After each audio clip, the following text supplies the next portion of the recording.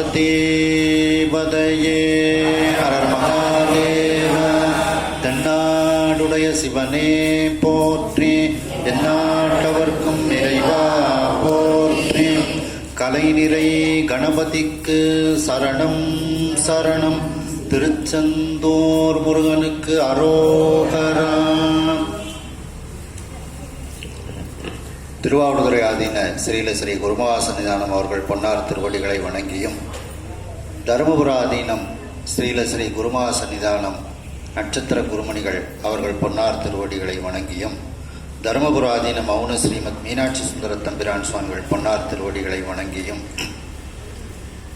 இந்த திருக்கல்யாண நிகழ்ச்சியில் திருவிளையாடற் புராணத்தில் வந்து கலந்து கொண்டிருக்கக்கூடிய உங்கள் அனைவருக்கும் எனது அன்பான வணக்கத்தை தெரிவித்து, இதை செம்மையாக நடத்தி கொண்டிருக்கக்கூடிய திரு மோகன் பிரேம்குமார் ஐயா அவர்களுக்கு வணக்கத்தையும் நன்றியும் தெரிவித்துக் கொள்கின்றேன்.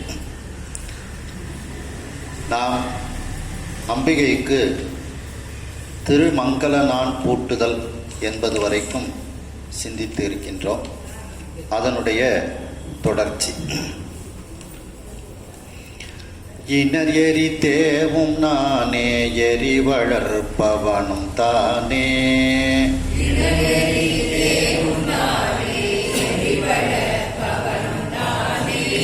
உணவு கொள்பவனும் தானே ஆகிய ஒருவன் வையம்.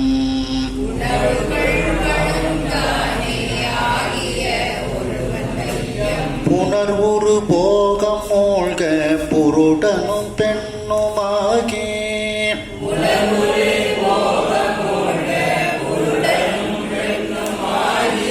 மனவினை முடித்தான் அண்ணான் புனர்பெயார் மதிக்க வல்லார்.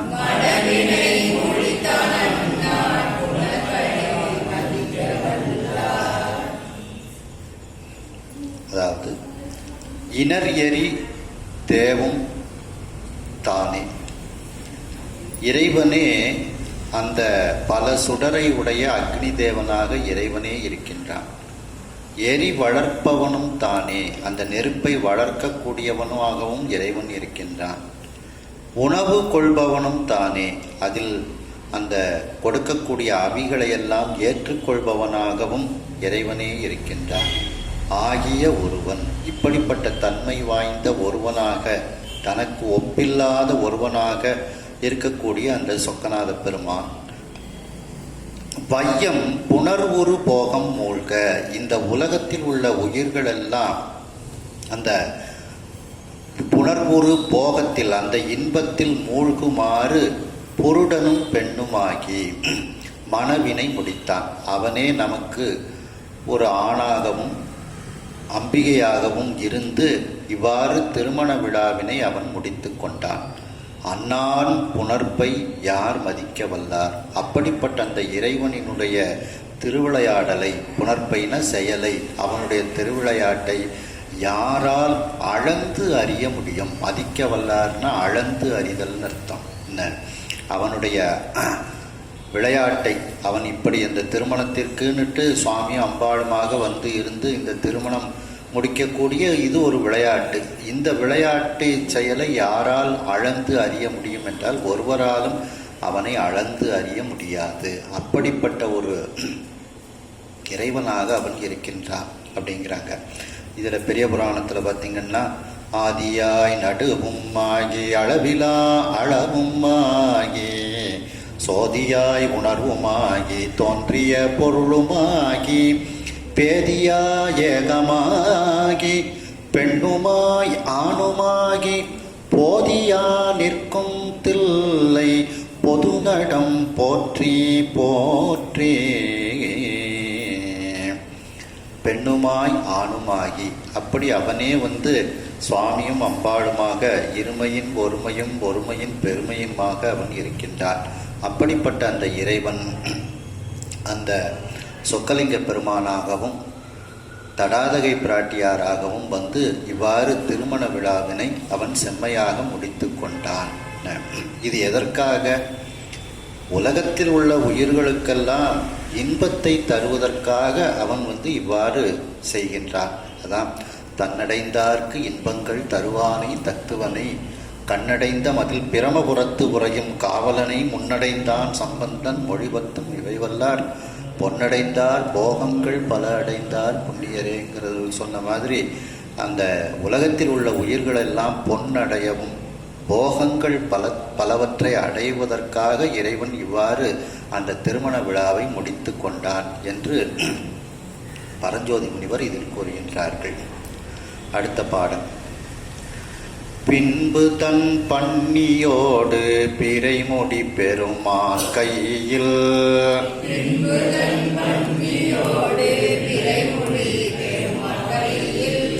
நன்பொறி வாங்கி செந்தி நாம் அடுத்து அனைத்துமான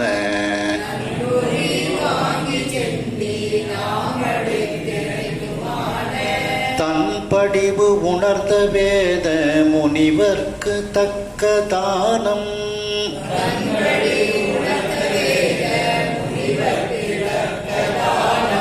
இன்பு அகம் ததும்ப நல்கி எரிவலம் முறையால் வந்து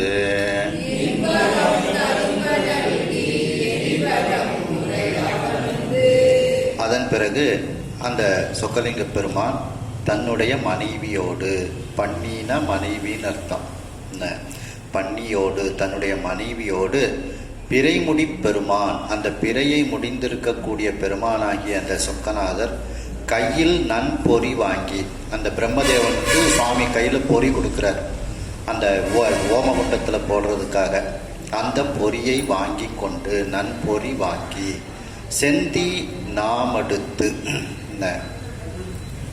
அந்த சிவந்த தீயில் நாக்கில் அந்த பொறியை செலுத்துகின்றார், அதை சொருகின்றார். செந்தி நான்னா அதுக்கு 7 நாக்குகள், அந்த நாக்கில் அந்த தீயாகிய நாக்கில் அந்த பொறியை சுவாமி வந்து போடுகின்றார். அந்த அவியை அதற்குரியவர்கள் வாங்கி கொள்கின்றார்கள். அந்த செந்தி நாம் அடுத்து அந்த பொறியை தீயில் இட்டு எனைத்தும் ஆன தன் படிவு உணர்ந்த வேத முனிவர்க்கு தக்க தானம் இன்பகம் ததும்ப நல்கி எங்கும் நீக்கமர நிறைந்தவனாக இருக்கக்கூடியவன் எனைத்தும் ஆன அந்த இறைவன், அவனுடைய படிவு, தன் படிவு, தன்ன சிவபெருமான், அந்த சிவபெருமானினுடைய வடிவத்தை உணர்ந்தவர்கள் அங்கு இருக்கக்கூடிய வேத விற்பன்னர்கள், சுவாமியினுடைய திருமணத்தை நடத்தி வைப்பதற்காக வந்தவர்கள் எல்லோரும், அந்த வேத முனிவர்கள் எல்லோரும் இறைவனுடைய வடிவத்தை உணர்ந்தவர்கள், இறைவனை உணர்ந்தவர்கள். அவர்களுக்கு எல்லாருக்கும் அவரவர்களுக்கு ஏற்றவாறு தானங்களை அவர்களுடைய அகம் இன்பத்தில் மூழ்குமாறு சுவாமி வந்து கொடுக்கின்றார், தானம் கொடுக்கின்றார். கல்யாணம் முடிஞ்சோடனே தானம் கொடுக்கணும். அங்கு இறைவனை நன்கு உணர்ந்த வேத முனிவர்கள்லாம் இருக்கிறாங்க திருமணத்தை நடத்தி வைப்பதற்காக. அந்த திருமணத்தை நடத்தி வைப்பதற்காக வந்த பிரம்மதேவன், அவனுடைய மைந்தர்கள் மற்றும் பிரம்மதேவன் அழைத்து வந்த அனைவருக்கும் சுவாமி வந்து அவர்களுடைய உள்ளம் இன்பத்தில் ததும்புமாறு தானத்தை கொடுக்கின்றார். அகம் இன்பு ததும்ப, உள்ளமானது இன்பத்தில் மூழ்குமாறு தானம் நல்கி தானத்தை கொடுக்கின்றார் சுவாமி. அதன் பிறகு எரிவலம் முறையால் வந்து அந்த வேள்வி தீயை முறைப்படி சுவாமி வந்து வலமாக வருகின்றார். இந்த உலகத்துக்கு வந்துட்டாங்க சுவாமி, அதனால் உலகத்தில் உள்ள அந்த செயல்பாடுகளோடு ஒட்டி சுவாமி வந்து எல்லாத்தையும் செய்கிறாங்க. அதாவது தன்னுடைய மீனாட்சி அம்மையினுடைய கையை பற்றி கொண்டு அந்த பிறை முடிந்த பெருமானாகிய சிவபெருமான் பிரம்மதேவன் கொடுத்த அந்த பொறியை தன்னுடைய கையில் வாங்கி கொண்டு அந்த நாக்குகளை உடைய அந்த தீயில் அந்த பொறியை சொரிந்து அங்கு இருக்கக்கூடிய வேத முனிவர்களுக்கு, அவர்கள் வேத முனிவர்கள் எப்படிப்பட்டவர்கள் என்றால் சிவபெருமானை உணர்ந்தவர்கள், சிவபெருமானினுடைய வடிவத்தை உணர்ந்தவர்கள்.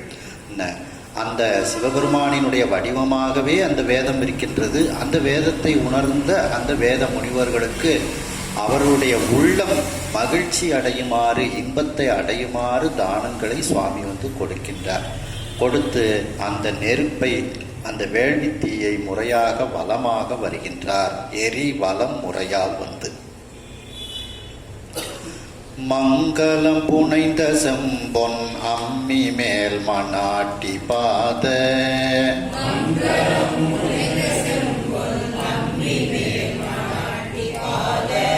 பங்கய மலரை கையால் பரிபுரம் சிலம்ப பற்றி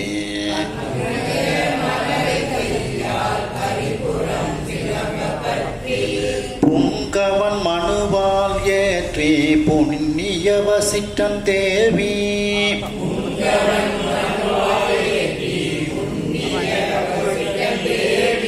எங்கு என செங்கை கூப்பி எதிர்வர அருட்கண் சாத்தி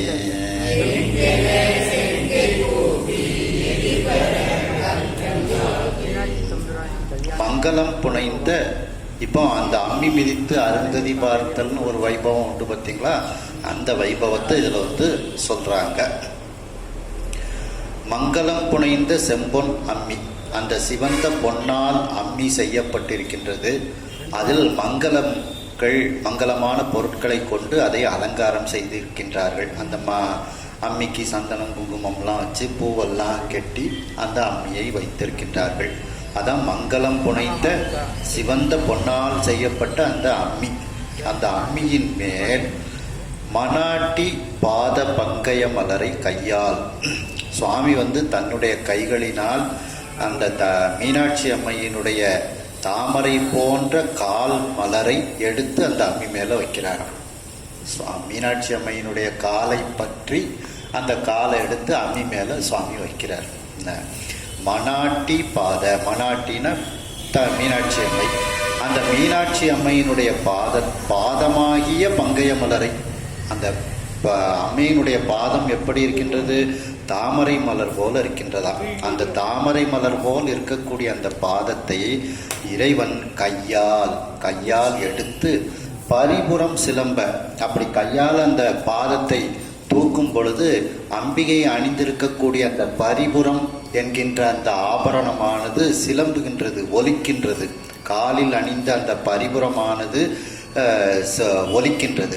அவ்வாறு கையால் பற்றி, அந்த காலை கையால் பற்றி புங்கவன் மனுவால் ஏற்றி, புங்கவன்னா சிவபெருமான் அந்த வேதங்களெல்லாம் அதற்குரிய மந்திரங்களை எல்லாம் சொல்லி புண்ணிய வசிட்டன் தேவி எங்கு அம்பியினுடைய காலை தூக்கி அம்மி மேலே சுவாமி வச்சிருந்தார். வச்சுட்டு வசிஷ்டன் மனைவியாகிய அருந்ததி எங்கே அப்படின்னுட்டு சுவாமி வந்து நினைக்கின்றார். உடனே வந்து அருந்ததி வந்து 2 கைகளையும் கூப்பிக்கொண்டு சுவாமிக்கு எதிரே வருகின்றாள். வந்த உடனே அந்த அருந்ததிக்கு வந்து சுவாமி வந்து அருளை வழங்குகின்றார். மற்ற கல்யாணத்தில எல்லாம் அருந்ததியை பார்க்கிறது. இங்க அருந்ததி எங்கேன்னு சுவாமி கேட்டோன்னா அருந்ததி வந்து சுவாமியை வணங்கி கொண்டு வருகின்றாள். அருந்ததிக்கு சுவாமி வந்து அருள் செய்கின்றார். அந்த மற்ற கல்யாணத்துக்கும் இதுக்கும் உண்டான வித்தியாசம் இதுதான். அதாவது அந்த அங்கே மணமேடையில் ஒரு தங்க அம்மியில் மங்கள பொருட்களால் அலங்காரம் செய்யப்பட்டு தங்க அம்மியானது இருக்கின்றது. அம்பிகையினுடைய பாதம், மணாட்டியினுடைய பாதம் தாமரை மலரை போல இருக்கின்றது. அந்த பாதத்தை இறைவன் கையால் பற்றி, சொக்கநாத பெருமான் தன்னுடைய கையால் பற்றி அந்த காலை தூக்குகின்றார். அவ்வாறு காலை தூக்கும் பொழுது அம்பிகையினுடைய காலில் அணிந்திருக்கக்கூடிய அந்த பரிபுரமானது சப்திக்கின்றது, சிலம்புகின்றது.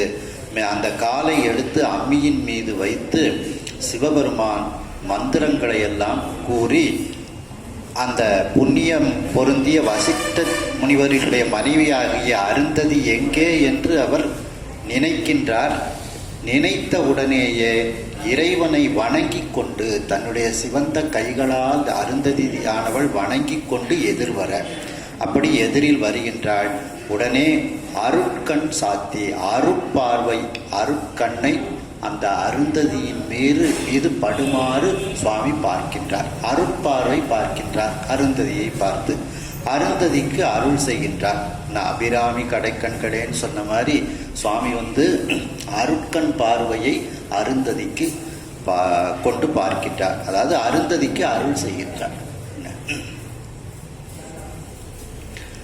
விதி வழி வளாது வேள்வி வினையலாம் நிரம்ப இஞ்ஞன்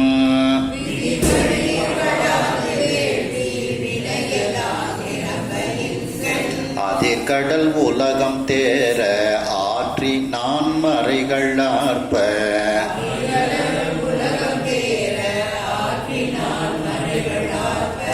கதிர்மணி நகையார் வாழ்த்த காமனை காய்ந்த நம்பி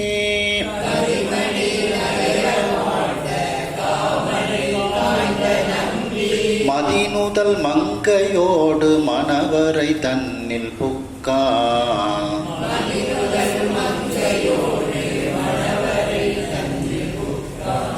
இப்படி விதி வழி வளாது, விதிப்படி என்ன செய்ய வேண்டுமோ அதையெல்லாம் குறைவில்லாமல் முறைப்படி செய்து வேள்வி வினையெல்லாம் நிரம்ப, அந்த வேள்வி வினைகள் வேள்வி செயல்பாடுகள் எல்லாம் இப்பொழுது செய்து முடிக்கப்பட்டது நிரம்ப.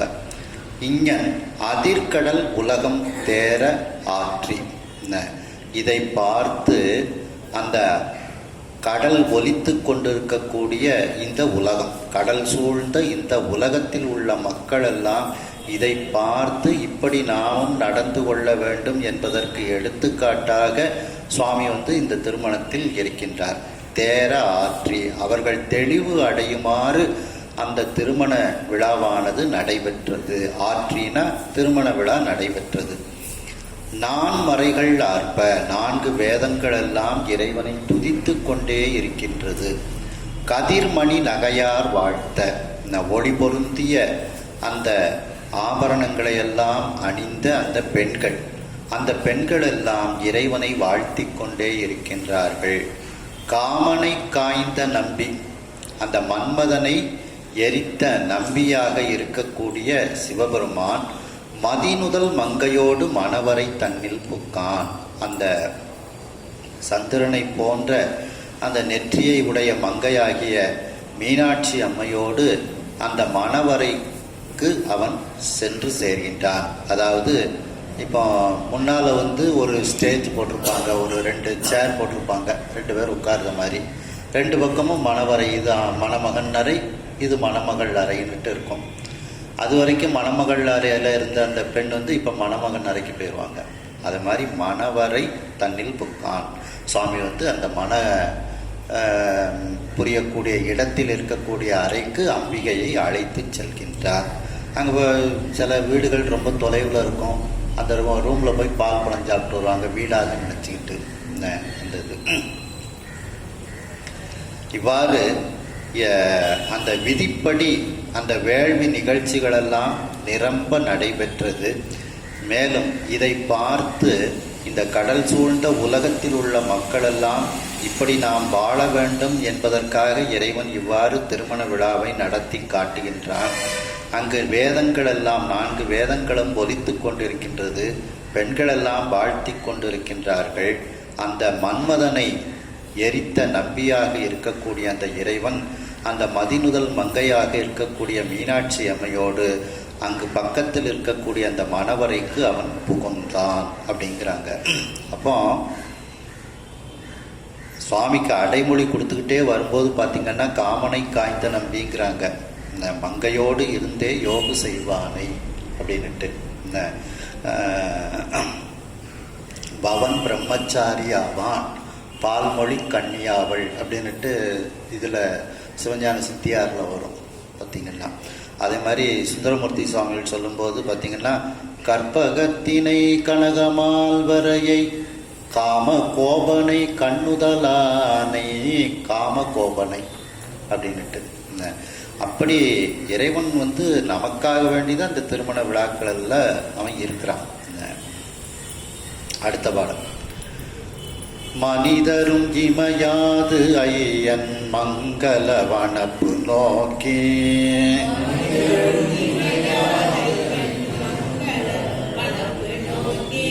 புனித புனிதவானவரை ஒத்தார் அவர்க்கு அது புகழோ எந்தை.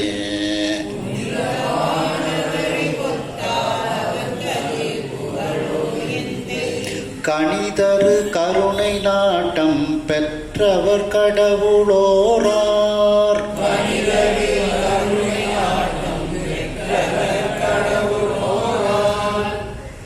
பனிதரும் மலர் இட்டு ஏத்தே வழிபடற் பாலரன்றோ.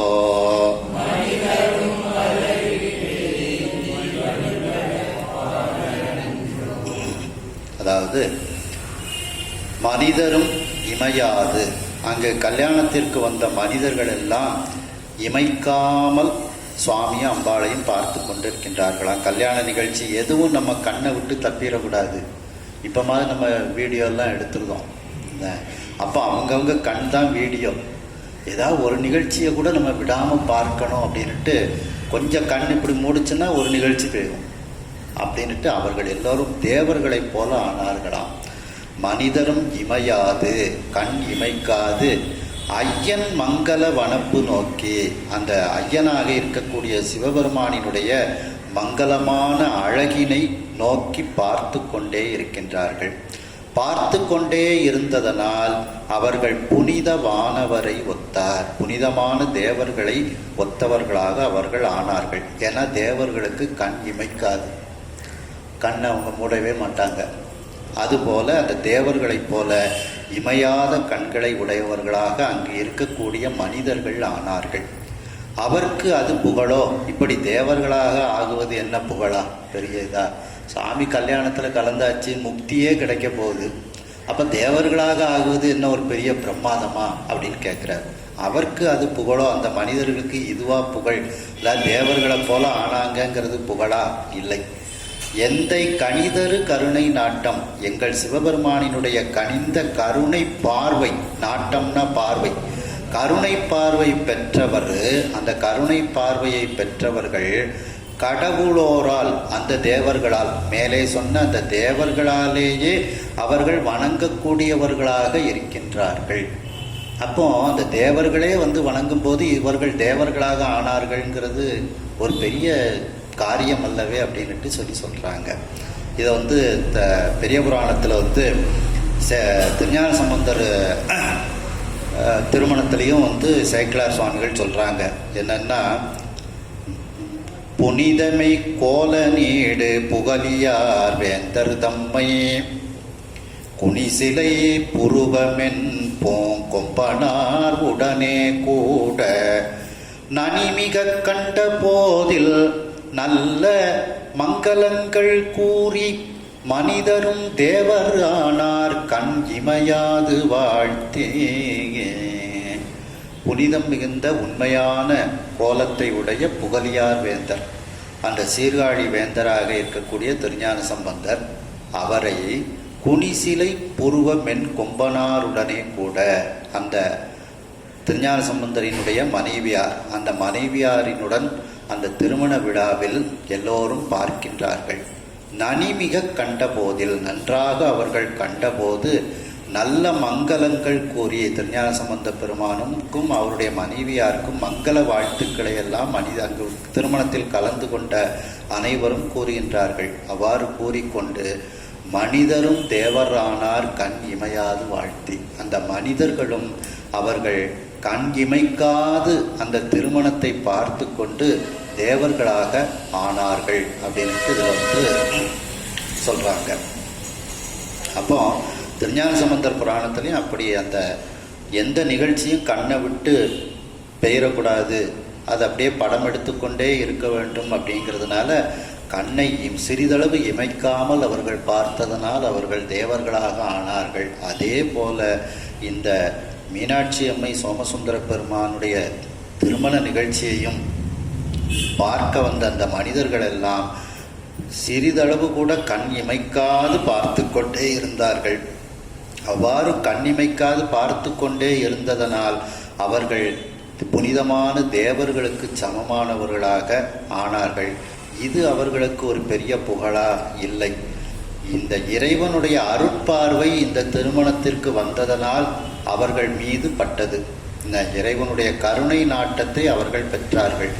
இறைவனுடைய கருணை நாட்டத்தை பெற்றவர்களை தேவர்களும் பூவிட்டு மலரிட்டு வழிபாடு செய்து வணங்கக்கூடியவர்களாக அவர்கள் இருக்கின்றார்கள். தேவர்களும் வணங்கக்கூடிய தன்மை உடையவர்களாக அந்த மனிதர்கள் இருக்கின்றார்கள் அப்படின்னுட்டு சொல்றாங்க. கடவுளோரால் அப்படின்னா தேவர்களால், பனிதரும் மலர் இட்டு அந்த குளிர்ச்சி பொருந்திய மலர்களை இட்டு ஏத்தி வழிபடற்பாளர் என்றோ அந்த மனிதர்களை தேவர்கள் வணங்குகின்றார்கள். அப்படி தேவர்கள் வணங்கக்கூடிய ஒரு தகுதியை பெற்றவர்களாக அந்த மனிதர்கள் இருக்கின்றார்கள் அப்படின்ட்டு இந்த பாட்டில் சொல்றாங்க. அடுத்த பாடம். மானிடர் இமையோர் என்னும் வரம்பிலராகி வேள்வி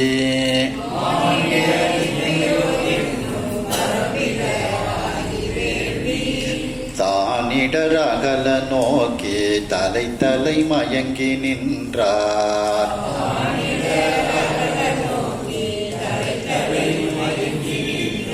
காணிடம் நடனம் செய்யும் கண்ணுதல் அருட்கண்ணோக்கால்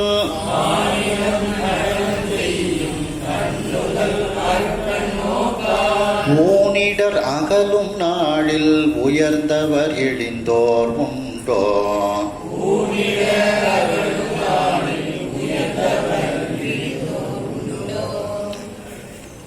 மானிடர் இமையோர் என்னும் வரம்பிலராகி, அதாவது திருமணத்திற்கு வந்தவர்களில் இவர்கள் மானிடர்கள், இவர்கள் தேவர்கள் என்று அளவில்லாதவர்கள் அங்கு வந்திருக்கின்றார்கள்.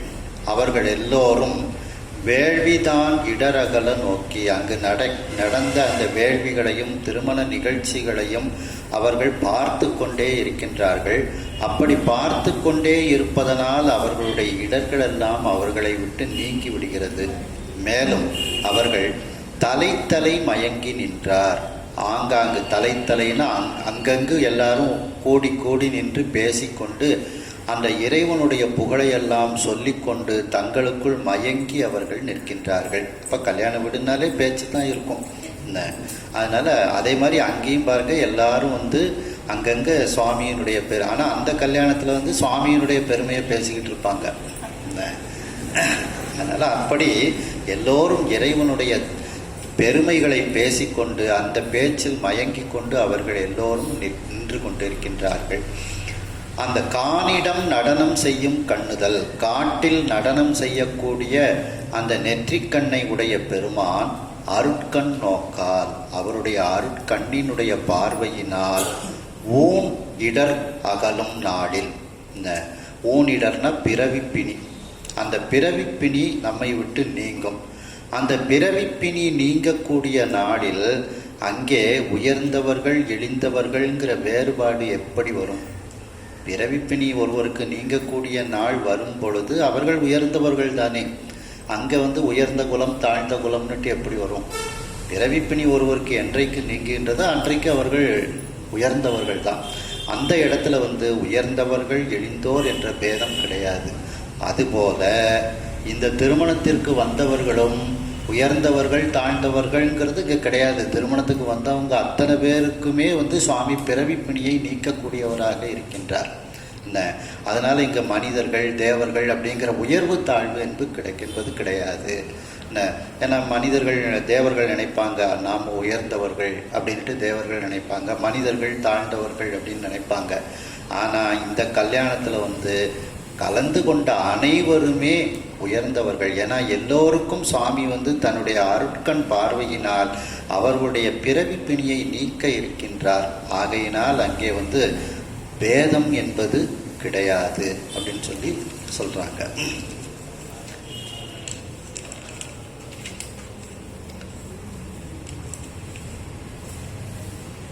மணவரை தவிசின் நீங்கி, அதான் இது திருநாளை போவார் நந்தனார் புராணத்தில் முக்தி அடையும் போது அவர் உயர்ந்த ஒரு நிலையில தானே இருக்கிறாங்க நந்தனார்.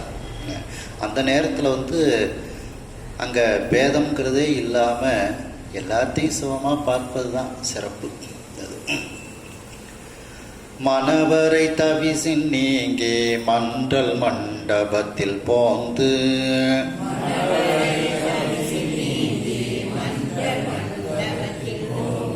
கணமணி சேக்கை மேவி கருநெடும் கண்ணன் வாணி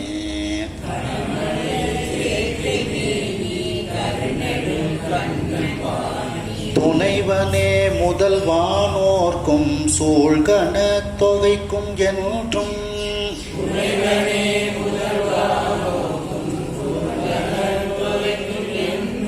தனவரு செல்வம் தந்தோன் சாறு சால் சிறப்பு நல்கே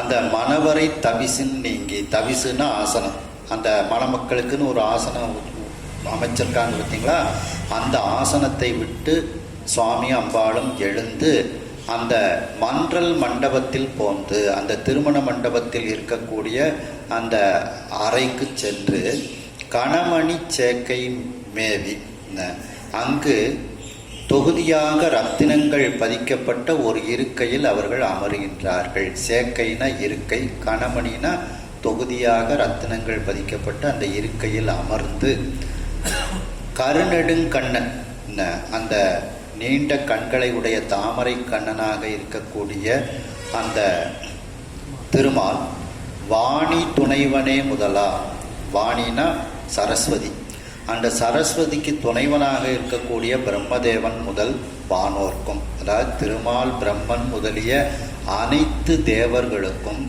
சூழ் கணத்தொகைக்கும் அங்கு சூழ்ந்து இருக்கக்கூடிய பூத படைகளுக்கும், கணங்கள்னா பூத கூட்டங்கள், அந்த பூத கூட்டங்களுக்கும் என்றும் தனவு அரு செல்வம் தந்தோர், என்றென்றைக்கும் தனவு அருண நீங்காத அந்த நீங்காத செல்வத்தை அவர்களுக்கு கொடுக்கின்றான். சாறு சால் சிறப்பு நல்கி, அது மட்டுமா, சாருனா மணவிழான்னு அர்த்தம். அந்த விழாவிற்குன்னுட்டு சில பரிசுகள்லாம் வச்சிருப்பாங்க. தாம்பூலப்பைன்னு சொல்கிறோம் பார்த்தீங்களா, தாம்பூலப்பை, அதில் ஏதாவது இது பண்ணி பழம் பித்தளை வாக்கெல்லாம் போட்டு கொடுப்பாங்க. அதுக்கு பேர் சிறப்பு. இந்த இடத்துல சிறப்பு அப்படின்னா சாருனா மணவிழா, சால்னா மணவிழாவில் சார்ந்த சிறப்பு நல்கி, மணவிழாவுக்குன்னுட்டு அங்கே மீனாட்சி அம்மை வீட்டிலேருந்து என்ன ஒரு பரிசு பொட்டலம் வச்சுருக்காங்களோ அந்த பரிசுகளையும் எடுத்து சுவாமி வந்து கொடுக்குறாராம். அப்போ இங்கே தனவரு செல்வம் அப்படிங்கும்போது திருநீற்றை எடுத்துக்கொள்ளலாம், அதான் நீங்காத செல்வம். திருநீர் கொடுத்து கல்யாணத்துக்குன்னு பை போட்டு வச்சுருக்குறாங்க, அந்த பையெல்லாம் எடுத்து எல்லாருக்கும் சுவாமி வந்து கொடுக்குறாராம். ஏன்னா மகாராணி வீட்டு கல்யாணம், அப்போ அந்த அம்மா என்னெல்லாம் ஏற்பாடு பண்ணியிருப்பாங்க அதை கொடுக்குறாங்களாம். அதாவது இதில் என்னென்னா, கல்யாணம் முடிஞ்சாச்சுன்னா வீட்டம்மா சொன்னதை கேட்கணும். வீட்டம்மா வீட்டில் பை போட்டு வச்சுருக்கிறாங்க, அந்த பையை எடுத்து சுவாமி கொடுக்கணும். கல்யாணம் முடிஞ்ச உடனே சுவாமி சொன்னதை கேட்க ஆரம்பிச்சிட்டாரு பார்த்தீங்களா. ஆமாம், அதான் அங்கே எப்போதும் மீனாட்சி ஆட்சி தான் மதுரையில்.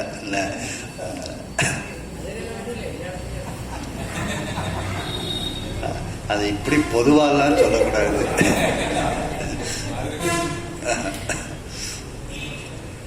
அதாவது சுவாமி அம்பாள் அந்த மணவரையில் இருக்கக்கூடிய ஆசனத்தை நீங்கி அந்த திருமண மண்டபத்தில் அமைத்திருக்கப்பட்ட இன்னொரு இருக்கையில் அமர்ந்து கொண்டு திருமால் பிரம்மன் முதலிய அனைவருக்கும் அங்கு இருக்கக்கூடிய பூத படைகளுக்கும் நீங்காத செல்வமாகிய திருநீற்று பிரசாதத்தையும் கொடுத்து திருமண விழாவிற்கு என்று ஏற்பாடு செய்யப்பட்டிருக்கக்கூடிய அந்த சிறப்பு பரிசுகள் தாம்பூலப்பைகளை எல்லாம் அங்கு வந்தவர்களுக்கெல்லாம் சுவாமி வந்து கொடுக்கின்றார். அம்பாள் கொடுத்தாருன்னு சொல்லலை, சாமி தான் கொடுக்குறார். உத்தரவு. ஆமாம், அப்படி இல்லை, அம்பாளுக்கு கைவலிக்குன்னு கூட சாமி கொடுக்கலாம். ஏட்டுவாய் முழறியான் மால் ஏனை வானவரும் தத்தம்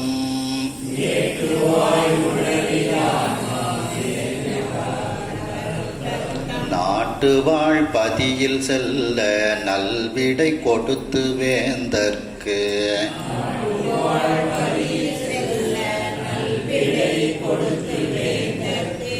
ஆட்டுவான் ஆடி காட்டும் தன்மை போல் அரசு செய்து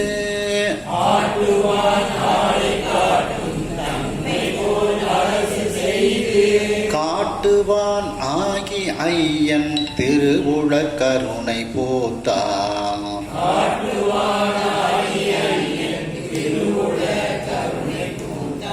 இங்கே திருமணம்னு சனிக்கிழமை சொல்லிட்டு போனோம். சாயந்தரம் பிரம்மாண்டமாக ஏற்பாடு பண்ணிட்டாங்க. வாழையெல்லாம் தோரணம் கட்டி கண்ணன் சார் ரொம்ப பிரம்ம பிரயத்தனப்பட்டிருக்காங்க. இந்த பழம்லாம் நிறைய எல்லாருக்கும் திருமண பரிசு பிரசாதம் பாருங்க வாங்கி வச்சுருக்காங்க. இல்லை லட்டு பழம் எல்லாம் திருமண பரிசாக கொடுக்கறதுக்கு. ஆனால் நீங்கள் ஒரு ஒற்றுமையை பார்க்கணும். கண்ணன்கிறது யார் பேர்? அவங்க தானே செய்யணும்.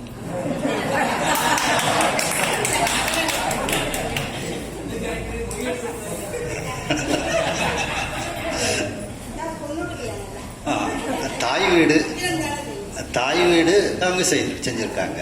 இந்த சகோதரிக்காண்டி எல்லாம் செஞ்சுருக்காங்க. அது அவங்க கடமை. அதனால் கரெக்டாக அந்த பேர் பொருத்தத்தை பார்த்தோன்னே எனக்கு சந்தோஷமாக தான் இருந்துச்சு. அவங்க தான் தாராவாத்து கொடுக்காங்க, எல்லாம் செய்தாங்க. அப்போ எல்லாம் அவங்க தானே செஞ்சுருக்காங்க. இன்னைக்கு அந்த பேர் பொருத்தம் கரெக்டாக அமையுது. கண்ணன்கிற பேர்.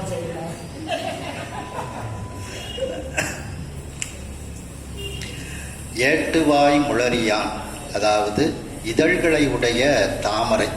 அந்த தாமரை மலரில் இருக்கக்கூடிய பிரம்மதேவன். முளரின தாமரை. தாமரை மலரில் இருக்கக்கூடிய பிரம்மதேவன் மால், திருமால், ஏனை வானவரும், இன்னும் இருக்கக்கூடிய இந்திரன் முதலிய அனைத்து தேவர்களும் தத்தம் நாட்டு வாழ் பதியில் செல்ல, அவரவர்கள் எந்த நாட்டில் வாழ்கின்றார்களோ அந்தந்த இடத்திற்கு செல்ல சுவாமி நல்விடை கொடுத்து, அவர்களுக்கெல்லாம் சரி நீங்கள் போயிட்டு வாங்க அப்படின்ட்டு கல்யாணம் முடிஞ்சோடனே அவர்களுக்கு விடை கொடுக்கின்றார். என்ன, இப்போ திருமாலை வைகுண்டத்துக்கு போங்க, பிரம்மனை பிரம்மலோகத்துக்கு போங்க அப்படின்ட்டு இந்திரனை அவனுடைய நகரத்துக்கு இந்திரலோகத்துக்கு போங்கன்னு எல்லாருக்கும் அவங்கவுங்க இடத்துக்கு அனுப்பி வைக்கின்றார், விடை கொடுக்கின்றார். வேந்தற்கு ஆட்டுவான் ஆடிக்காட்டும் தன்மை போல அரசர்களுக்கெல்லாம் தானே ஒரு உதாரணமாக இருந்து, ஒரு எடுத்துக்காட்டாக இருந்து, இந்த நாட்டை, ஒரு நாட்டை எப்படி ஆள வேண்டும், எப்படி பரிபாலனம் செய்ய வேண்டும் என்பதை எல்லாரையும் ஆட்டுவிக்கக்கூடியவனே அதற்கு இலக்கணமாக இருந்து மதுரையை ஆட்சி செய்ய போகின்றான் அப்படிங்கிறது சொல்றாங்க. வேந்தற்கு ஆட்டுவான் ஆடிக்காட்டும் தன்மை போல அந்த அரசனுக்கே ஒரு இலக்கணமாக இந்த சோமசுந்தர பெருமான் இருந்து இந்த அரசாட்சியை செய்ய போகின்றார். அதை போல அரசு செய்து காட்டுவான் ஆகி எல்லாருக்கும் இந்த சோமசுந்தர பெருமான் எப்படி ஆட்சி செய்தாரோ அதுபோல் நாமும் அரசாட்சி செய்ய வேண்டும்னுட்டு எல்லா அரசர்களும் நினைக்க வேண்டுமா. அப்படி அந்த அரசர்களுக்கெல்லாம் ஒரு எடுத்துக்காட்டாக சோமசுந்தர பெருமான் இருக்கின்றார். அப்படி எடுத்துக்காட்டாக இருக்குமாறு ஐயன் திருவுள கருணை பூத்தான். அந்த ஐயன் தன்னுடைய உள்ளத்தில் இவ்வாறு கருணையோடு மதுரையை அரசாள வேண்டும் என்று நினைத்தானாம். என்ன அர்த்தம் அப்படின்னா, எல்லாமே அவருடைய அரசாட்சி தான்.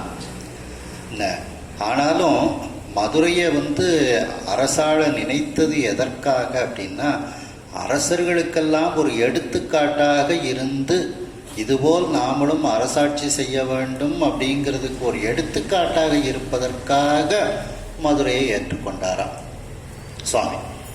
அந்த இதில் திருநாவுக்கர சுவாமிகள் சொல்கிறாங்க பார்த்தீங்களா, ஆட்டுவித்தால் ஆரொருவர் ஆடாதாரே, அடங்குவித்தால் அடக்குவித்தால் ஆரொருவர் அடங்காதாரே, ஓட்டுவித்தால் ஆரொருவர் ஓடாதாரே, உருகுவித்தால் ஆரொருவர் உருகாதாரே, பாட்டுவித்தால் ஆரொருவர் பாடாதாரே, பணிவித்தால் ஆரொருவர் பணியாதாரே, காட்டுவித்தால் ஆரொருவர் காணாதாரே, காண்பாரார் கண்ணுதலாய் காட்டார் காலேங்கிற சொல்ல மாதிரி ஆட்டுவித்தால் ஆரொருவர் ஆடாதாரேங்கிற மாதிரி இந்த உலகத்துக்கு அந்த அரசனாக தானே இந்த உலகத்தை ஆட்டுவிக்க வேண்டும், அரசாட்சி செய்ய வேண்டும் எடுத்துக்காட்டாக சோமசுந்தர பெருமான் இருக்கின்றாராம். அதிர்விடை கொடி அங்கையர் கொடியாக,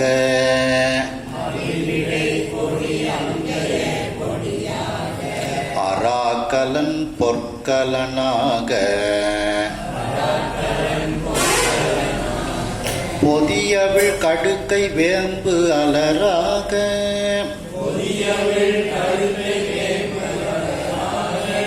புலியதழ் பொலம் துகில் ஆக, மதிமுடி வைரமணி முடி ஆக, மறை கிடந்து அலம்பு மாமதுரை, பதிவுரை சோமசுந்தர கடவுள், பாண்டியனாகி வீற்றிருந்தான்.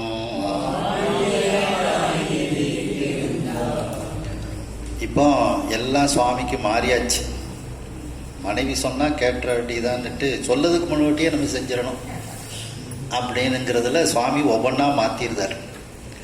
அதிர்விடை கொடி அங்கயர் கொடியாக, சுவாமிக்கு உரிய கொடி விடை கொடி, இடபக்கொடி. கொடி மாறியாச்சு, இப்போ மீனக்கொடியாக மாறியாச்சு. என்ன கயர் கொடியாக, அழகிய கயல் கொடினா, கயல்னா மீன், இடபக்கொடி மீன் கொடியாக மாறியாச்சு. இந்த அதிர்விடை கொடி அங்கயர் கொடியாக. சாமி பாம்பெல்லாம் ஆபரணமாக அணிஞ்சிருந்தார். இப்போ அதெல்லாம் அழகிய தங்க நகைகளாக வைர வைடூரியமாக மாறியாச்சு. இந்த அரா கலன், அரானா பாம்பு, கலன்னா ஆபரணம். அந்த பாம்பாகிய ஆபரணங்கள் எல்லாம் இப்போ பொற்கலன் ஆக, தங்க ஆபரணங்களாக பாம்பெல்லாம் விட்டாச்சு. சுவாமி தங்க ஆபரணமாக மாறிவிடுகிறது. பொதியவிழ் கடுக்கை, அந்த தேன் பொருந்திய இதழ்கள் இருக்கக்கூடிய அந்த கடுக்கை மலர், கொன்றை மலர்களெல்லாம் இப்போ அந்த கொன்றை மலர்களை எல்லாம் விட்டுட்டு வேப்ப மலரை சுவாமி அணிஞ்சுக்கிட்டார். வேம்பு அலராக, அலர்னா மலர், வேப்பம்பூ தான் பாண்டியர்களுக்கு உரிய பூ. அந்த வேம்பு அலராக. புலியதழ், சுவாமி புலித்தோலை ஆடையாக உடுத்தியிருக்கிறார். புலி ஆடை மாறியாச்சு. பொலம் துகிலாக, பொன்னால் செய்யப்பட்ட நல்ல பட்டு துகிலாக சுவாமி இப்போ உடுத்தி இருக்கின்றார். மதிமுடி தான் சுவாமி அணிந்திருக்கக்கூடிய கிரீடம், சந்திரனை தலையில் சூடி இருக்கின்றார். அந்த கிரீடம் இப்பொழுது மாறிவிட்டது. சுவாமியினுடைய தலையில் வைரங்கள் மணிகளெல்லாம் பதிக்கப்பட்ட அந்த வைர கிரீடம் இப்பொழுது சுவாமி தலையில் அணிவிக்க பெற்றாச்சு. மறை கிடந்து அலம்பு மாமதுரை பதி, அந்த மிகப்பெரிய அந்த மதுராபுரி என்கின்ற அந்த மதுரை பதியில் வேதங்களெல்லாம் சுவாமியை நினைத்து துதித்து கொண்டு இருக்கின்றது. வேதங்கள் ஐயா என ஓங்கி ஆழ்ந்து அகன்ற நுண்ணியனே அப்படிங்கிறது மாதிரி அந்த மறை கிடந்து அலம்பு மாமதுரைப்பதி, அந்த மதுரைப்பதியில் வேதங்களெல்லாம் இறைவனை துதித்து கொண்டு இருக்கின்றது. அப்படிப்பட்ட அந்த மதுரைப்பதியில் உரை அங்கு வாழக்கூடிய சோமசுந்தர கடவுள், அந்த சோமசுந்தர கடவுள் இப்பொழுது பாண்டிய மன்னனாகி அங்கே வீற்றிருக்கின்றார். பாண்டியனாகி வீற்றிருந்தான். எல்லா இதுவும் அந்த அம்பாளுக்கு உரிய, பாண்டிய நாட்டிற்கு உரிய அதையெல்லாம் சுவாமி ஏற்றுக்கொள்கின்றார். பாண்டிய நாட்டுக்கு மீன் கொடி, அந்த மீன் கொடியை ஏற்றுக்கொள்கின்றார். அரசனுக்கு உரிய ஆபரணங்களை எல்லாம் தரித்து கொள்கின்றார். பாண்டிய நாட்டுக்கு உரிய பூவாகிய வேப்ப மலர்கள் அணிந்து கொள்கின்றார். அரசனுக்கு உரிய பட்டாடைகளை சுவாமி அணிந்து கொள்கின்றார். அரசனுக்கு உரிய, பாண்டிய அரசனுக்குரிய அந்த வைர மணிகள் தரித்த அந்த மணிமுடியை சுவாமி தரித்து கொண்டு, அந்த அரசன் வந்தாச்சுன்னா அரசனுக்கு தகுந்தாப்புல உள்ள அமைப்போடு சுவாமி அங்கே இருந்து பாண்டியனாக இருந்து இப்பொழுது அரசாட்சி புரிகின்றார் அந்த சோமசுந்தர கடவுள்.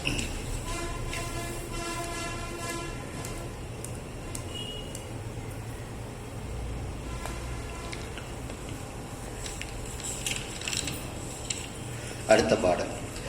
விண்தவள் மதியம் சூடும் சுந்தர விடங்க புத்தே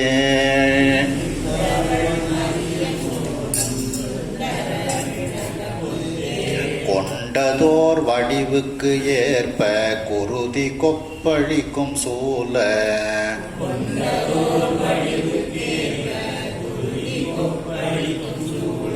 தின்திரள் சங்கு கண்ணன் முதற்கண தேவர் தாமோ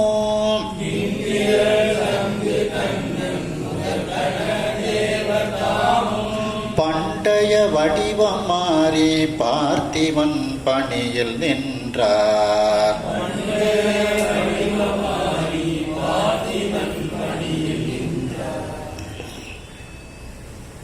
அதாவது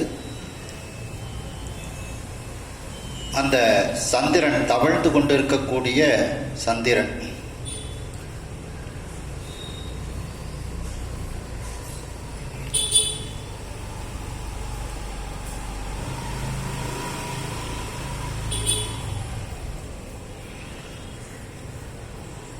ஆகாயத்தில் பூமியில் தவழ்ந்து கொண்டிருக்கக்கூடிய அந்த சந்திரன்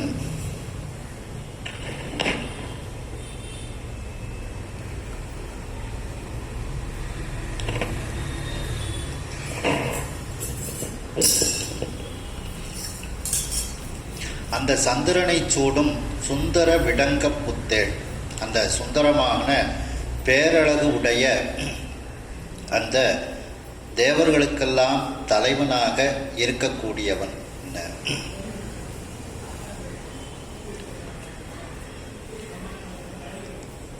அந்த விடங்கன் அப்படின்னா பேரழகன், சுயம்பு, தானே தோன்றியவன், அதெல்லாம் அந்த விடங்கன்கிறதுக்கு பொருத்தமாக இருக்கும்.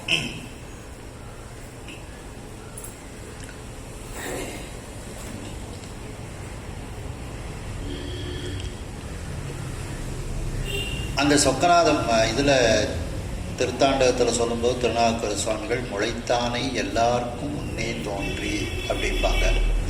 விடங்கன் அப்படின்னா தானே தோன்றியவன், ஒளியால் செதுக்கப்படாது தானே தோன்றியவன் அப்படின்னுட்டு பொருள். டங்கம்னா ஒளியால் செதுக்கப்படுவது, டங்கம் அப்படின்னா ஒளியால் செதுக்கப்படாதவன்னு பொருள். பேரழகன், தானே தோன்றியவன், சுயம்பு, தான் தோன்றியப்பெல்லாம் விடங்கற்கு பேர். அப்படி அந்த சந்திரனை தலையில் சூடக்கூடிய அந்த சுந்தர விடங்க புத்தேள் தானே தோன்றிய அந்த சொக்கநாத பெருமான் கொண்டதோர் வடிவுக்கு ஏற்ப அவர் இப்பொழுது பாண்டிய மன்னனாக ஒரு வடிவத்தை தரித்து கொண்டார்.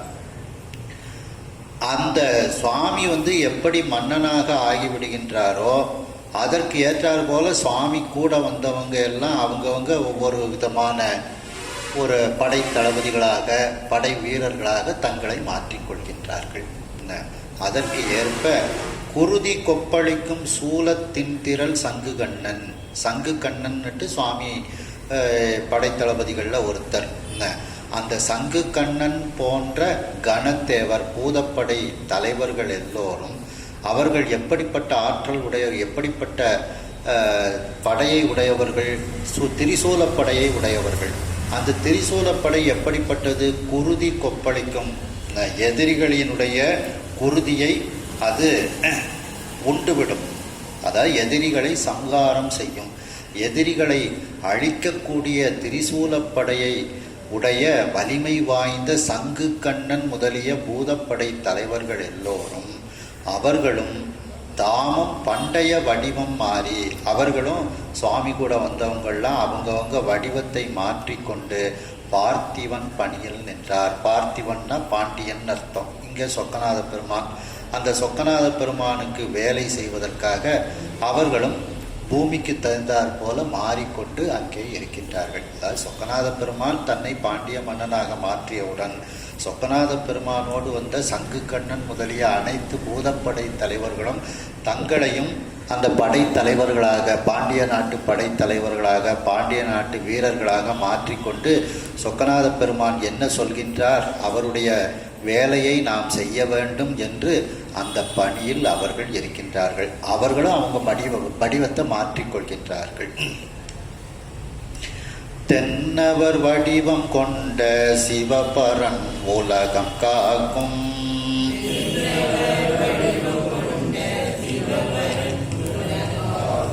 மன்னவர் சிவனை பூசை செய்வது மறை 6 என்று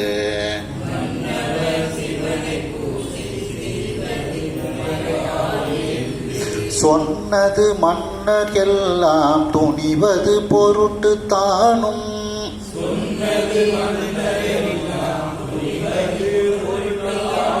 அந்நகர் நடுவூர் என்று ஓர் அணிநகர் சிறப்ப கண்டான்.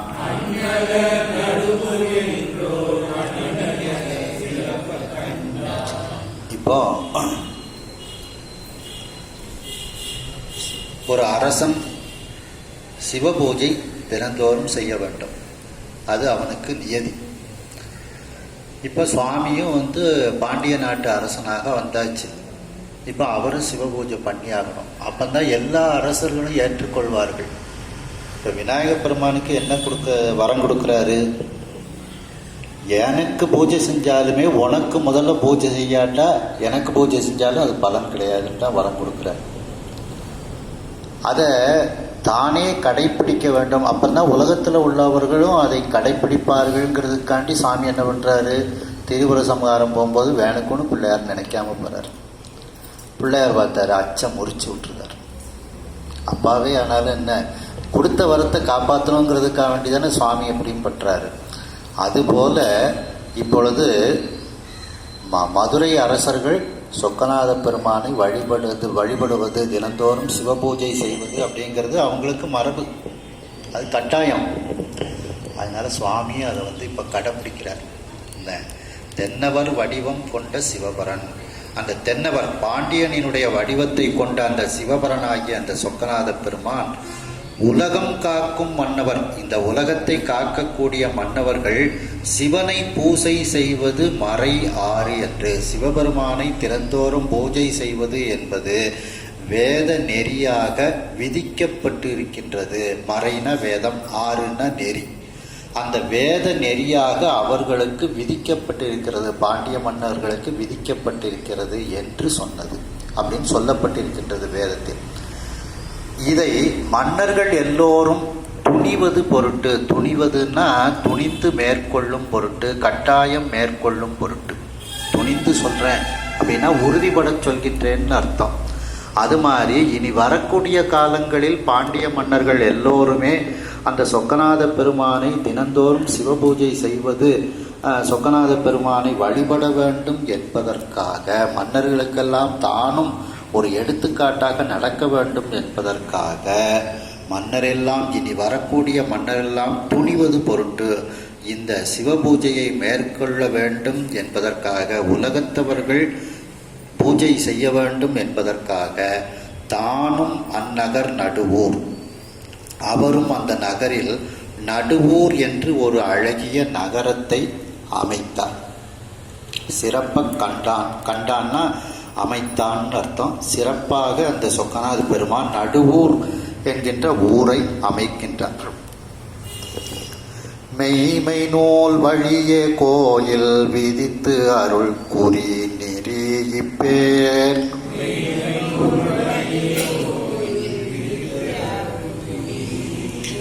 இம்மையே நன்மை நல்கும் இறையன நிறுவி பூசையே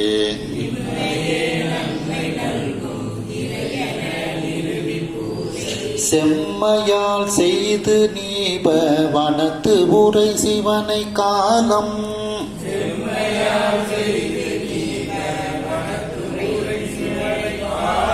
மும்மையும் தொழுது வையம் முழுவதும் கோல் நடாத்தும்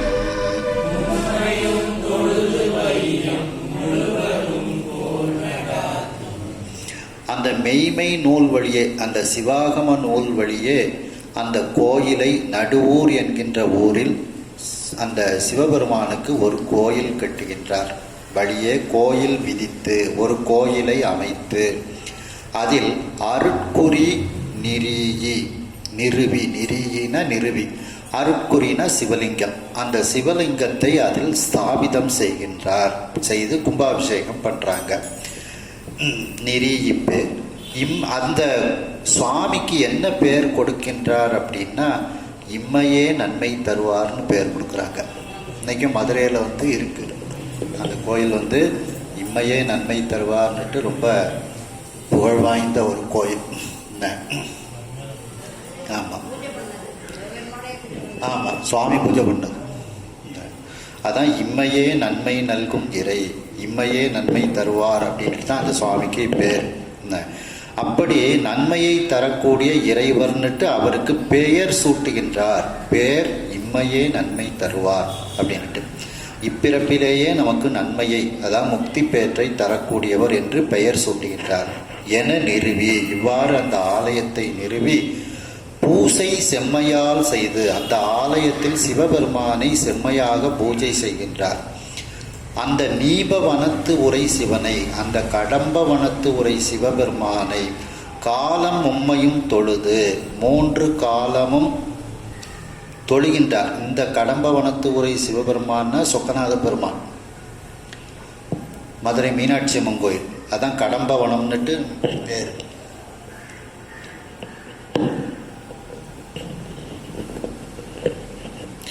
இந்த முதல்ல உள்ள இது அதை செம்மையாக வழிபாடு செய்கின்றார்.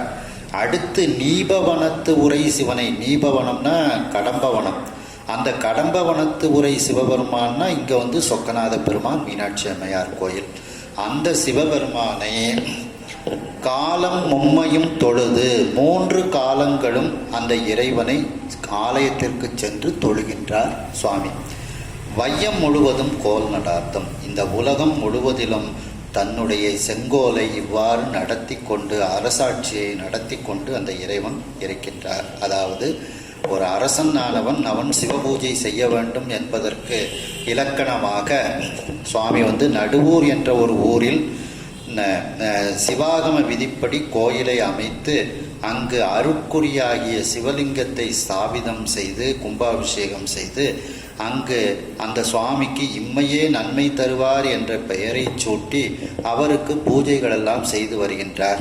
மேலும் கடம்பவனமாகிய அந்த சொக்கநாத பெருமான் இருக்கக்கூடிய அந்த கடம்பவனத்திற்கு இருக்கக்கூடிய சொக்கநாத பெருமானை 3 வேளையும் ஆலயத்திற்கு சென்று தொழுது அவர் இந்த உலகம் முழுவதையும் செங்கோல் செலுத்தி பாண்டிய மன்னனாக இருந்து செங்கோல் செலுத்தி வருகின்றார் அந்த சோமசுந்தர பாண்டியன்.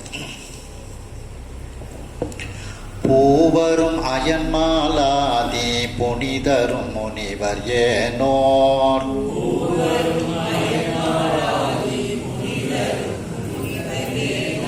யாவரும் தனையே பூசித்து இகபரம் அடைய நின்ற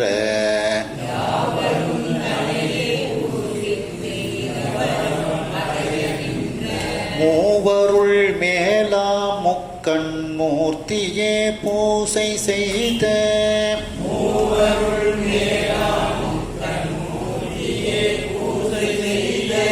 தாவரலிங்க மேன்மை தகுதியார் அளக்க வல்லார்.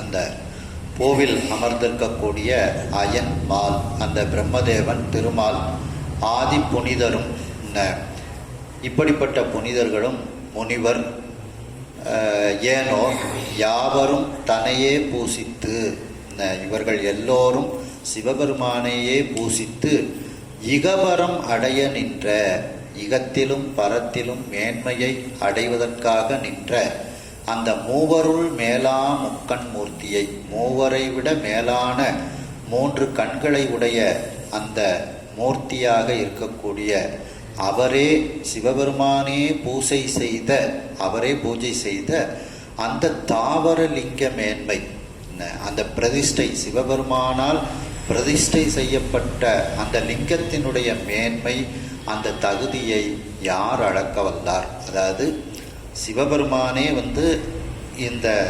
இம்மையே நன்மை தருவாரை பிரதிஷ்டை செய்து பூஜை பண்ணுறாங்க. அப்போ அப்படிப்பட்ட அந்த லிங்க திருமேனியினுடைய மேன்மை தகுதியை யாரால் அதை சொல்ல முடியும், யாரால் அளக்க முடியும் அப்படின்னுட்டு சொல்றாங்க. எல்லோரும் பூசித்த மூர்த்தியாக இருக்கக்கூடிய அந்த முக்கண் மூர்த்தி, எல்லோரும் பூஜிக்கக்கூடிய அந்த முக்கண் மூர்த்தியே இந்த இம்மையே நன்மை தருவார் என்கின்ற மூர்த்தியை பிரதிஷ்டை செய்ததனால் அந்த லிங்கத்தினுடைய மேன்மையை யாராலும் அளக்க முடியாது, யாராலும் சொல்ல முடியாது. அப்படிப்பட்ட ஒரு பெருமை வாய்ந்த சிவபெருமானாக அந்த இம்மையே நன்மை தருவார் என்ற சுவாமி அந்த மதுரை மாநகரத்தில் ஒரு தனி ஆலயத்தில் வீற்றிருந்து எல்லோருக்கும் அருள் புரிகின்றார். மனிதருக்கு அரசாகி தெவ்வேந்தற்கு மடங்கலாய் மடநல்லார்க்கு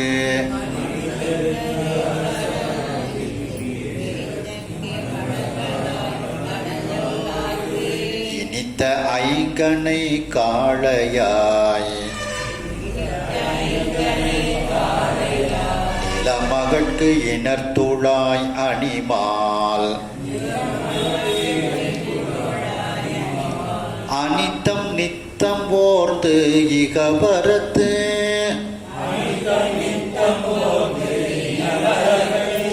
ஆசை நீத்து அகம் தெளிந்தவர்க்கு ஒன்றார் தனித்தமை அறிவு ஆனந்தமா வரதத்துவமாய் நின்றான். இவ்வாறு மனிதர்களுக்கெல்லாம் அந்த சொக்கநாத பெருமான் அரசனாக ஆகின்றார். தெவ்வேந்தற்கு மடங்கலாய், தெவ்வுன பகைன்னு அர்த்தம். அந்த பகை உடைய அரசர்களுக்கு சிங்கமாக இறைவன் இருக்கின்றார். அதாவது அந்த பகை அரசர்களை வெல்லக்கூடிய சிங்கமாக, மடங்கல்னா சிங்கம், சிங்கமாக இருக்கின்றான். பகை அரசர்களுக்கு பயத்தை தரக்கூடிய சிங்கமாக அவன் இருக்கின்றான். மடநல்லாருக்கு இனித்த ஐங்கனை காளையாய், பெண்களுக்கு இனிமையான அந்த 5 கணைகளை உடைய காளையாக, மன்மதனாக அவன் இருக்கின்றான். உயிர்கூட்டங்களின் மனதை கவர்பவனாக அவன் இருக்கின்றான் அர்த்தம். நிலமகற்கு இனர்த்துழாய் அணிமாலாக, அந்த நிலமகளுக்கு அந்த அழகிய துளசி மாலை அணிந்த திருமால் எப்படி இருக்கின்றானோ அதுபோல இறைவன் எல்லோரையும் காக்கக்கூடியவனாக திருமாலாக அவன் இருக்கின்றான். அனித்தம் நித்தம் போர்ந்து, நிலையாதது, நிலைப்பது, இதை தெரிந்து, இகபரத்து ஆசை நீத்து, இகத்திலும் பரத்திலும் ஆசையை விட்டுவிட்டு, அகம் தெளிந்தவர்க்கு, உள்ளத்தில் தெளிவை அடைந்தவர்களுக்கு அவன் ஒப்பில்லாதவனாக இருக்கின்றான். மேலும் அவர்களுக்கு அவன் எப்படி இருக்கின்றான் என்றால் தனித்துவம் வாய்ந்த சச்சிதானந்த சொரூபமாக அவன் இருக்கின்றான். மெய் அறிவு ஆனந்தம் அப்படின்னா சத்து சித்து ஆனந்தம், சச்சிதானந்த சொரூபமாக அவன் இருக்கின்றான். மேலும் அவன் பர தத்துவமாய் நிற்கின்றான். மேலான தத்துவங்களாய் அந்த தத்துவங்களையெல்லாம் கடந்தவனாக அந்த இறைவன் இருக்கின்றான். அதாவது சோமசுந்தர பெருமான் அந்த பாண்டிய மன்னன் யாருக்கெல்லாம் எப்படியெல்லாம் இருக்கின்றார்னு இந்த பாட்டு சொல்றாங்க. மனிதர்களுக்கு அரசனாக இருக்கின்றான், பகை வேந்தர்களுக்கு சிங்கமாக இருக்கின்றான், உயிர் கூட்டங்களுக்கு அவர்களுடைய உள்ளத்தை கவரக்கூடிய மன்மதனாக அவன் இருக்கின்றான். அந்த நிலமகளுக்கு எப்படி திருமால் காக்கக்கூடியவனாக இருக்கின்றானோ அதுபோல எல்லோரையும் காக்கக்கூடியவனாக அவன் இருக்கின்றான். ஞானிகள் எது நிலைத்தது எது நிலைக்காதது என்று அவர்கள் தெரிந்து வைத்திருப்பவர்கள். அதான் அனித்தம் நித்தம் ஓர்ந்துன்னா அதை தெரிந்து கொண்டு, ஏல் ஓர் எம்பாவாய் அப்படின்னு சொல்றோம்ல. ஏல்னா ஏற்றுக்கொள், ஓர்னா சிந்திப்பாயாகன்னு அர்த்தம். சிந்தித்து தெளிவாயாக, நான் சொல்வதை முதல்ல ஏற்றுக்கொள் ஏன், அதுக்கப்புறம் சிந்திப்பாயாக அப்படிங்கிற மாதிரி. ஓர்ந்து அப்படின்னா அதை அவர்கள் தெளிவாக தெரிந்து வைத்திருப்பவர்கள். இந்த உலகத்தில் உள்ள இன்பம் நிலைக்காதது, இறைவன் ஒருவனே நிலைத்தவன் அப்படிங்கிறத அவர்கள், நித்திய பொருள் இறைவன் ஒருவனே அப்படிங்கிறத அவர்கள் தெரிந்தவர்கள் ஞானிகள். மேலும் அந்த ஞானிகள் எப்படி இருப்பார்கள்? இகத்திலும் பரத்திலும் ஆசையற்றவர்களாக இருப்பார்கள். இந்த உலக போகத்திலும் ஆசை இல்லாதவர்கள், வீடு பேற்றிலும் ஆசை இல்லாதவர்களாக இருப்பார்கள். ஆசை அருமின்கள் ஈசனோடு ஆயினும் ஆசை அருமின்கள்ங்கிறது போல பரத்திலும் ஆசையற்றவர்களாக அவர்கள் இருப்பார்கள். அவர்கள்தான் அகம் தெளிந்தவர்கள். அந்த உள்ளம் தெளிந்த அந்த ஞானிகளுக்கு அவன் தனித்துவம் வாய்ந்த சச்சிதானந்த பொருளாக அவன் இருக்கின்றான். மேலும் மேலான தத்துவமாக அந்த இறைவன் இருந்து அவரவர்களுடைய பக்குவத்திற்கு ஏற்றார் போல அவன் இருந்து அவர்களுக்கு நன்மையை கொடுத்து கொண்டு இருக்கின்றான் என்று இந்த அளவில் இந்த 5வது திருவிளையாடலை நாம் நிறைவு செய்கின்றோம். மீண்டும் அடுத்த சிந்தனையில் 6வது திருவிளையாடலை நாம் தொடருவோம். இந்த அளவில் இந்த சோமசுந்தர பெருமான், தடாதகை பிராட்டியார் என்ற மீனாட்சி அம்மையினுடைய திருக்கல்யாணத்தை நாம் சிறப்பாக சிந்திப்பதற்கு திங்கட்கிழமை கல்யாணம், அது திங்கட்கிழமை நடக்கணும்னு நம்ம நினைச்சோம். இந்த திங்கட்கிழமை அமைஞ்சிருக்கு. அதுவும் மாகேஸ்வர பூஜையோட சிறப்பாக ஏற்பாடு செய்யப்பட்டிருக்கின்றது. இந்த மாகேஸ்வர பூஜை இதெல்லாம் ஏற்பாடு செய்து தந்த கனடாவில் இருக்கக்கூடிய மோகன் பிரேம்குமார் ஐயா அவர்களுக்கும், இதை செம்மையாக வீடியோ எடுத்துக்கொண்டிருக்கக்கூடிய பன்னீர்செல்வம் ஐயா அவர்களுக்கும், இதில் தவறாது கலந்து கொண்டிருக்கக்கூடிய திரு முருகன் ஐயா, திரு கண்ணன் ஐயா, திரு சங்கரநாராயணன் ஐயா மற்றும் அனைவருக்கும் எனது அன்பான வணக்கத்தை தெரிவித்துக் கொண்டு, அனைவரும் இப்பொழுது பூஜைகள் முடிந்து மாகேஸ்வர பூஜை அருந்தி அனைவரும் செல்லலாம். ஹர நம பார்வதி பதையே கையிலாய பரம்பரையில் சிவஞான போத நெறி காட்டும் வெண்ணை பயில் வாய்மைகள் தான் சந்ததி கொரை ஞான வானுவாயே குஜிலாரும் பொழில் திருவாவடு துறைவாள் குரு நமச்சிவாய தேவன் சயிலாதி மரபுடையோன் திருமரபு நீடோழி தழுகமாதோ. வெற்றிவேல் முருகனுக்கு அரோகரா. எல்லாரும் வாங்க, திருவிளையாடல் புராணம் கேட்டுக்கிட்டே இருக்கலாம்.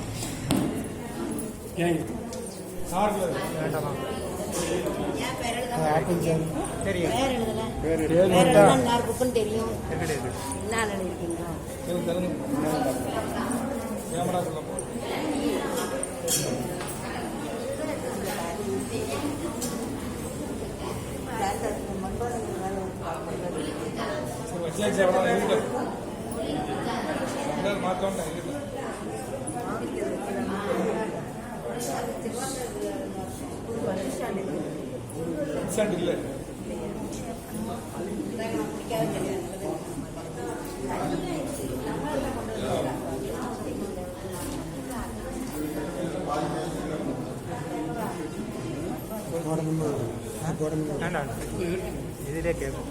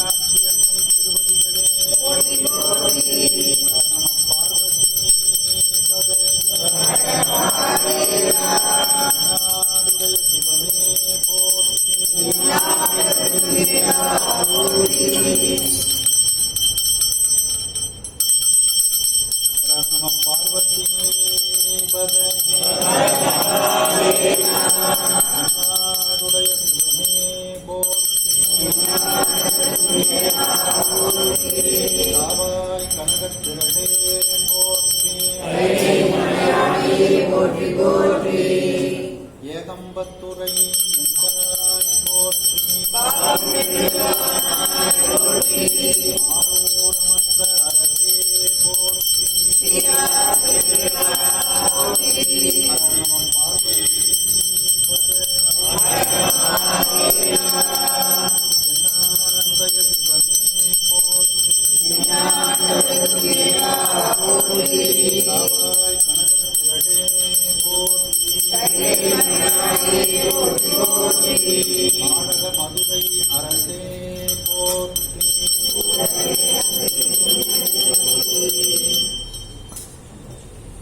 மண்ணில் நல்ல மனம் வாழலாம் வைதலும் எண்ணில் நல்ல கதிக்கு யாரும் போர் குறைவில்லை கண்ணில் நல்லது தோறும் படுமல வடநக பெண்ணில் நல்லாடோடும் பெருந்தகை இருந்ததே. பண் சுமந்த பாடல் பரிசு படைத்தருளோ பெண் சுமந்த பாகத்தன் பெம்மான் பெருந்துரையான் பின் சுமந்த கீர்த்தி வேன்மண்டலத்தீசன் கண் சுமந்த நெற்றிக் கடவுள் கலி மதுரை மண் சுமந்து கூலி கொண்டு அக்கோவார் முத்துண்டு உன் சுமந்த பொன்மேனி பாடுதுங்கான் அம்மானான் கலையில்லா கருடை மாற்றலை மற்றவரறியாமை மதிப்பவர் மணி விளக்கை செற்றவர் குழந்தை செற்றவன் சிவனை திருமேனி நிலையில் இருக்கின்ற ஒற்றவன் தன்னை கண்டிருந்து உள்ளம் புரிய எந்தம் துணிந்தனவே. மண்ணுகதில்லை வளர்கரம் பக்தர்கள் வஞ்சகர் போயகல்ல பொன்னின் செய் மண்டபத்து உள்ளே புகுந்து புவனியலாம் விளங்க அன்னநடை மடவாள் உமைகோ நடியோமுக்கு அருள் புரிந்து பின்னை பிறவி அறுக்க நெறிதந்த வித்தற்கே பல்லாண்டு கூறுதுமே. அலைகள் சோழியன் அம்பலத்தாழ்வா மனத்திலம்படி வாழ்க்கை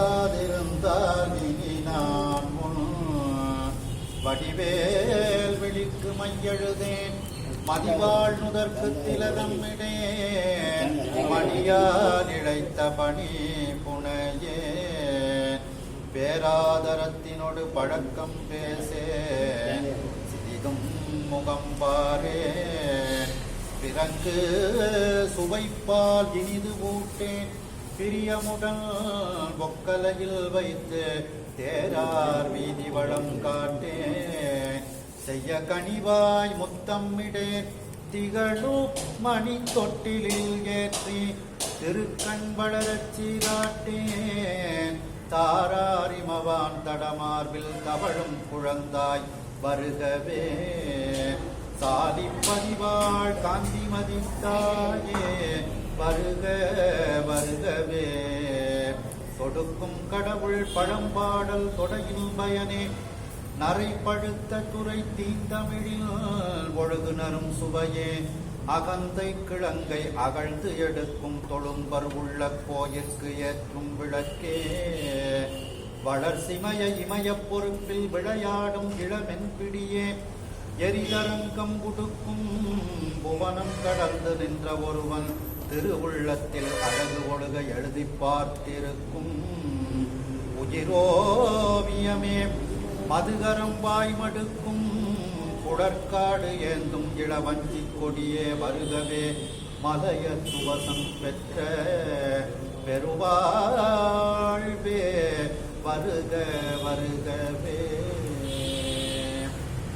அருங்கண் மடமாதர் மகவாசை தொந்தும் அதுவாகி இருபோதும் நைந்து மெலியாதே இருதாழினம்பு தருவாயே பரிபாலனம் செய்து அருள்வோனே பரமேஸ்வரன் அருள்பாலா அரிகேசபந்தன் மருகோனே அலைவாயமர்ந்த பெருமாளே சீர் அலைவாயமர்ந்த பெருமாளே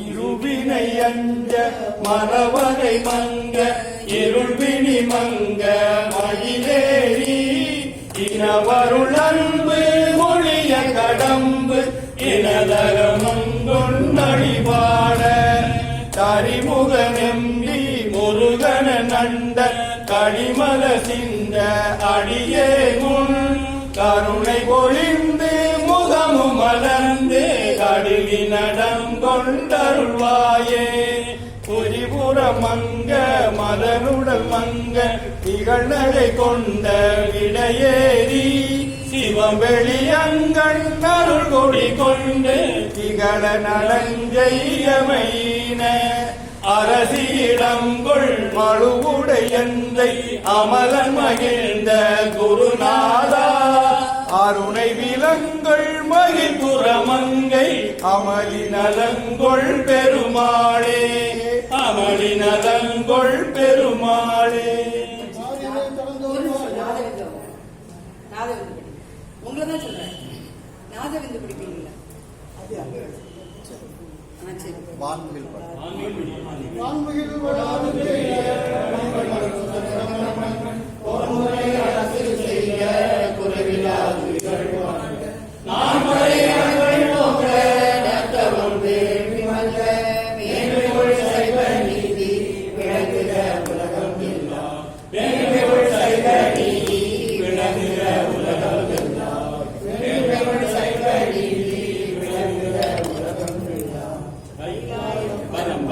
சிவஞான போதனை காட்டும் பெண்ணை பரிவாய்